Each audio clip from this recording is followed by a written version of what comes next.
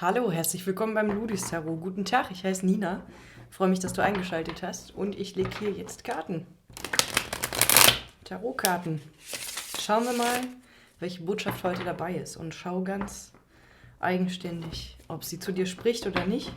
Und wenn sie es nicht tut, dann alles Liebe für dich. So. Okay, der Teufel am Unterdeck. Habe ich schon gesehen. Was haben wir hier?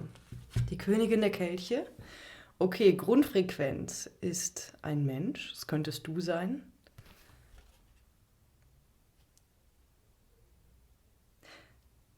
Ich habe das Gefühl, du hast hier irgendetwas Emotionales neu entdeckt. Also es gibt eine Entdeckung. Es gibt irgendetwas, was sich in dir geöffnet hat. Und du bist gerade wie so ein bisschen fasziniert davon, wenn du hier gemeint bist. Ich weiß nicht, schauen wir uns mal mehr dazu an. Mir fällt auch gerade dieses kleine Wesen hier auf dem Thron auf, mit dem Fisch in der Hand und der Hand in der Luft. Ich weiß gar nicht. So, jetzt könnte man das sehen. Hier. Ich weiß gerade noch nicht so genau, warum ich da jetzt nochmal besonders drauf verweise, aber es ist ein bisschen wie, vielleicht sagt es dir etwas. Vielleicht sagt es uns im Verlaufe der Kartenlegung etwas mehr. Wir haben die 5 der Schwerter. Okay. Hast du dich von etwas losgemacht, von etwas freigekämpft? Hast du etwas verlassen? Oder hast du etwas...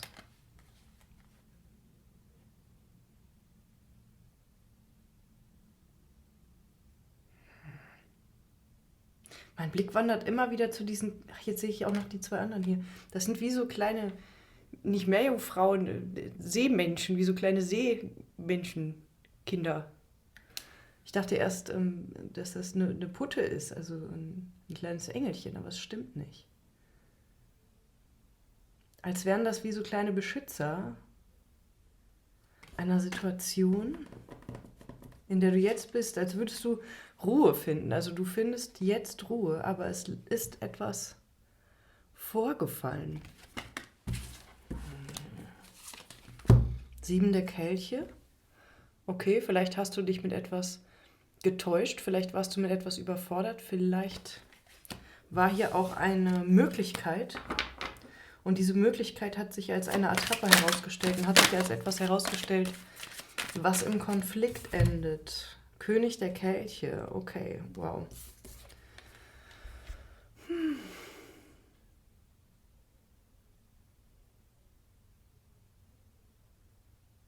Okay, also, du hast hier jemanden als König der Kelche gesehen. Geschlecht, Gender ist völlig wurscht.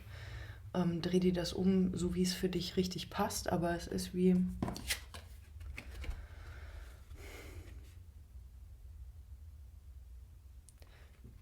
Jemand hat sich als König der Kelche für dich gezeigt oder du hast jemanden so gesehen, jemand hat sich vielleicht auch als das inszeniert und dann hat sich entpuppt, dass es wie viele verschiedene kleine Versionchen von diesem Menschen gibt, die alle etwas enthalten, was sich vielleicht auch irgendwie selbst widerspricht. Also hier hat jemand vielleicht auch so ein Bild von sich erzeugt, was so eine Konsistenz hat und diese Konsistenz hat sich herausgestellt als die Attrappe. Also es ist eigentlich...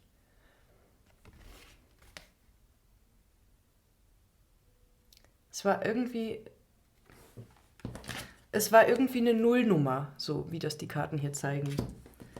Und du hast aber stattdessen, bist du irgendwie dahin gekommen und ich kann jetzt nur noch mal wieder auf diese kleinen Wesen hier verweisen. Ich habe wirklich noch keine Ahnung, was es heißen kann. Aber irgendwie hat dich diese Situation dazu gebracht, kehrt zu machen und einen anderen Kelch zu finden, nämlich deinen. Was ist denn, was war das? Ich fühle mich total, also ganz ehrlich, ich fühle mich mit dieser Legung überhaupt nicht wohl. Oder in dieser Legung überhaupt nicht wohl. Es ist ja auch gruselig, wenn sich etwas als etwas rausstellt, was falsch war, also was irgendwie eine Täuschung war. Es ist gruselig getäuscht. Also nein, das Erleben von Täuschung. Okay, Page der Kelche ist hier noch draufgefallen. Hier hat jemand kokettiert. Also es war wie... Hier war jemand verdammt gut im Flirten. So. Und das war die... Also das hat sozusagen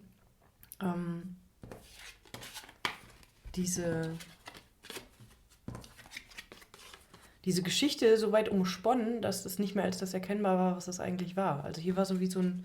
Hier hat sich eine Geschichte gewoben um so eine eigentliche Lehre, die da drunter ist. Ritter der Stäbe. Hier ist auch jemand schnell vorgegangen. Also hier ist es wie jemand ist nach vorne galoppiert. Ich bekomme auch hier sowas wie Lovebombing.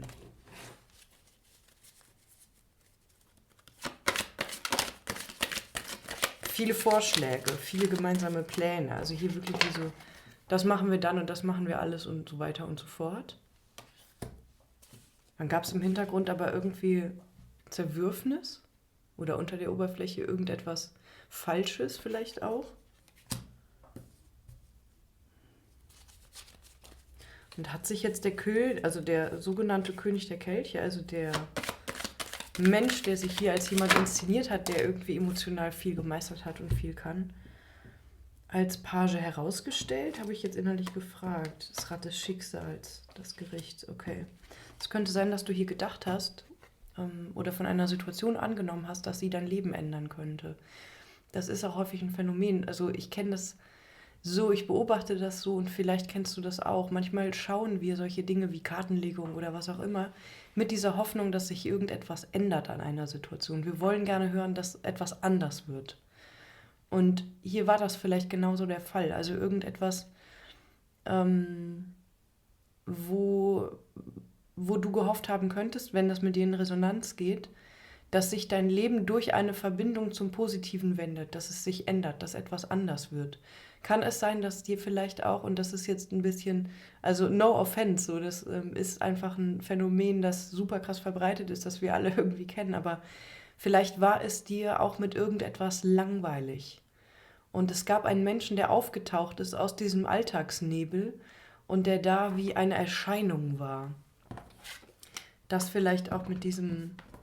Vielleicht war das auch jemand, der so eine Silhouette oder so eine Aura hatte von so ein bisschen sowas Künstlerisches oder so. Oder irgend so ein Typ Mensch, so jemand mit Charisma. Also jemand, der irgendwie eine faszinierende Ausstrahlung hat. Aber das war halt sozusagen nicht ohne. Oder das war mehr so ein Kaleidoskop von irgendwelchen schimmernden Facetten und irgendwelchen... jetzt habe ich es wieder, wie so Fischschuppen, die leuchten und die so viele Farben erzeugen.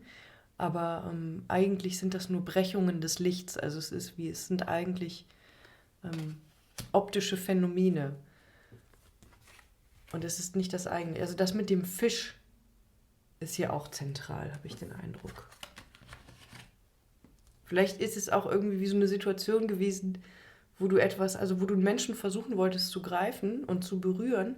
Und dann ist es wie, wenn du versuchst, mit den Händen einen Fisch zu fangen. In dem Moment, wo du den berühren willst, flutscht der weg oder schwimmt er halt weg. Ist der sehr schnell in seinem Element. Ist vielleicht auch emotional jemand so weggeflutscht, weggerutscht.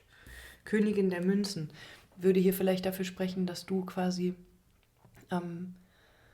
in dieser Position bist, auf dem Land unterwegs zu sein.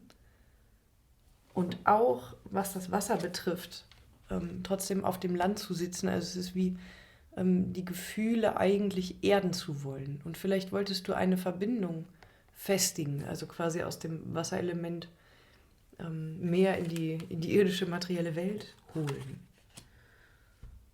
Und hier wie am Strand wurde dir das auch so ein bisschen vorgegaukelt. Also ich bekomme hier wirklich so eine krasse Täuschungsenergie und so ein Ding wie, da wurde eine Geschichte erzählt von Dingen, die passieren könnten und es war kein Hinterhalt oder sowas, aber es war eigentlich brüchig und das hat man aber unter der Oberfläche nicht so richtig sehen können.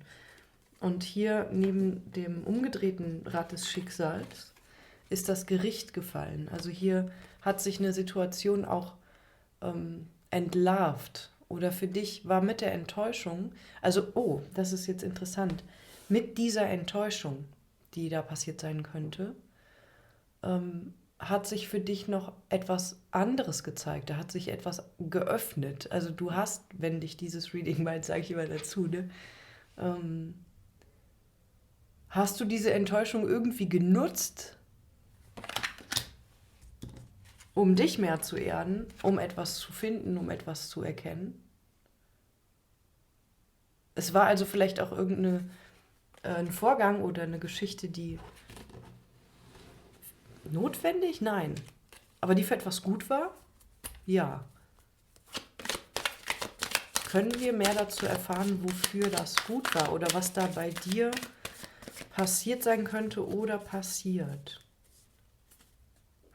Das ist so strange. Also es ist wie, du gehst sehr wach oder du gingst sehr bewusst und sehr wach in eine Situation, bei der ein Teil von dir vielleicht sogar so eine Vorahnung oder so ein Gespür dafür hatte, hier wartet auch noch irgendwas anderes oder hier ist das nicht ganz als das, was es scheint. Also es ist nicht so, wie es scheint. Und du bist trotzdem reingegangen und hast trotzdem deine Gefühle auch aufkommen lassen von Hoffnung und Wünschen. Und genauso bewusst ist diese Blase geplatzt oder hast du diese Blase platzen lassen. Und als wenn unter dieser Blase, die da geplatzt ist, unter diesem ersten Enttäuschungsmoment, du halt irgendwie 1 bis 2 Schätze gefunden hast. Also wie, da war so wie so ein Luftballon oder eine Wasserbombe, also quasi Wasser in Luftballon gefüllt. Aber in diesem Luftballon war etwas. Und das das hättest du nicht gesehen, wenn diese Situation sich nicht zum Platzen gebracht hätte, wenn die nicht auf irgendwas aufgeschlagen wäre, nämlich auf die Realität oder auf einen Konflikt. Und jetzt wird es noch ein bisschen verdrehter, aber vielleicht kannst du mir folgen.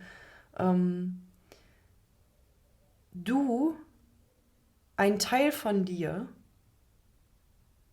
und das könnte der Teil gewesen sein, der irgendwie vermutet hat, dass es noch was anderes für dich in dieser Situation gibt, als das, was sie sozusagen vorgaukelt und verspricht. Ein Teil von dir hat genauso bewusst, wie er dich in die Situation reinmanövriert hat, diese Situation an einen Punkt geführt, an dem dieser Luftballon platzt. Kannst du noch nachvollziehen, was ich meine? Es ist wie dein Unbewusstes hat dich sehr klar geführt. Ein Teil von dir hat dich sehr klar an etwas herangeführt. Und deshalb war die Enttäuschung am Ende überhaupt keine Enttäuschung, sondern darunter eine Erfüllung. Und sowohl ein emotionaler Schatz als auch ein Wünschenschatz. Ich weiß nicht, ob du dieses Buch kennst, vielleicht schon, das ist, ich hoffe, ich spreche den Namen richtig aus, von Paulo Coelho. Ich habe es bestimmt falsch ausgesprochen. Der Alchemist. Wenn du das Buch nicht kennst, dann ist das jetzt für dich keine vielleicht so relevante Info oder liest es, wenn du magst. Aber wer das kennt, am Ende, die Situation am Ende, da gibt es auch 2 Schätze. So viel darf ich sagen, ohne zu spoilern. Es gibt 2 Schätze. Was wollen wir noch über diese Situation wissen? Worauf das für dich hinauslaufen kann. Die 2 der Schwerter und die 6 der Münzen.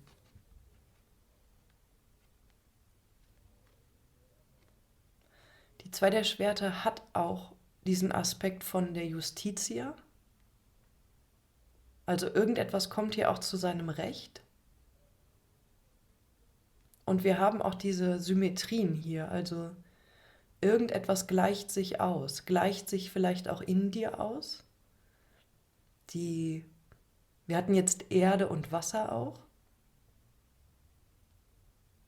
Das Emotionale und das Realistische gleicht sich möglicherweise aus. Es ist auch vielleicht ein bisschen wie, du hast damit auch ein Flussbett freigesprengt für einen größeren Strom, einen größeren Zustrom und eine Möglichkeit, dass da etwas wieder ins Fließen gerät, was vorher nicht geflossen ist.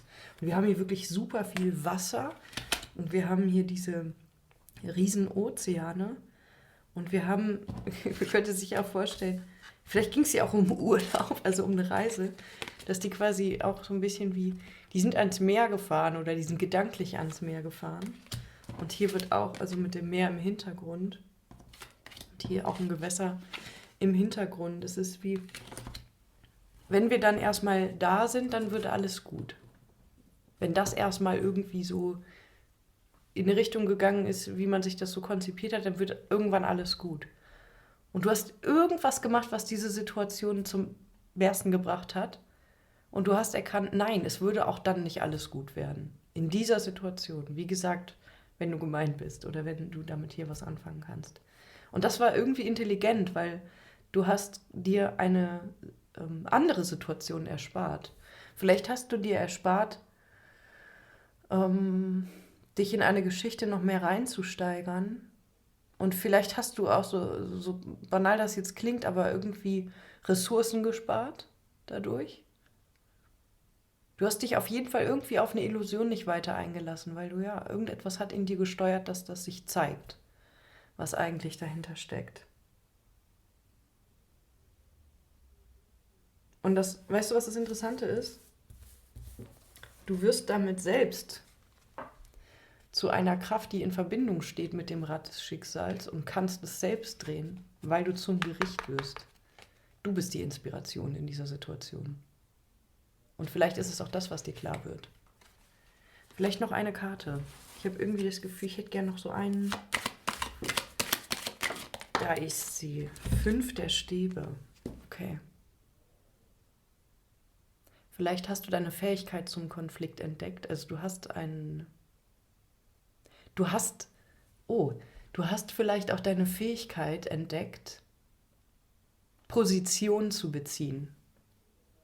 Du scheust etwas nicht mehr. Du bist auch vielleicht ein bisschen weniger leicht zu betuppen. Du hast dich mit einer Kraft in dir vertraut gemacht, die sich wehren kann. Das ist natürlich auch ein ziemlicher Schatz. Interessant. Okay, ich soll hier stoppen und puste das jetzt mal so in den Internetäther. Alles klar. Dann hoffe ich, dass das irgendjemandem geholfen hat und sage bis bald, wenn du magst. Ciao.